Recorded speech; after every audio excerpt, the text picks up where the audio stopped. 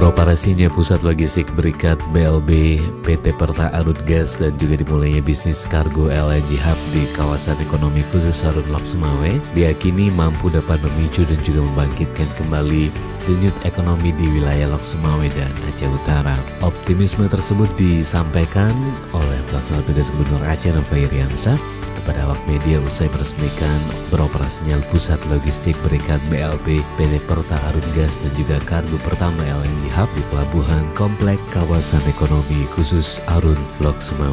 Nah, hari ini dengan launching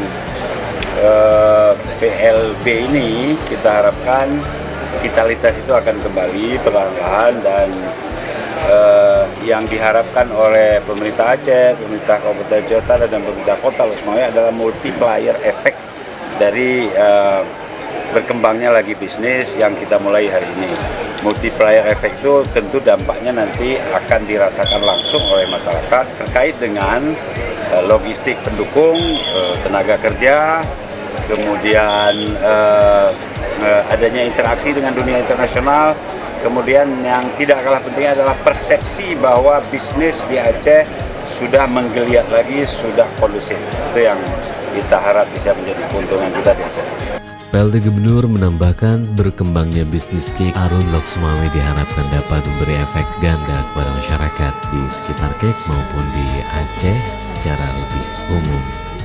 Kemudian PLT Gubernur Aceh kembali melanjutkan perjalanan untuk melihat seorang pemuda bernama Jamil Khairi. Selama ini pemuda berusia 32 tahun itu dipasung dengan cara dirantai oleh keluarganya di pondok belakang rumah mereka di Gampung Pandang Sakti, Kecamatan Muara Satu.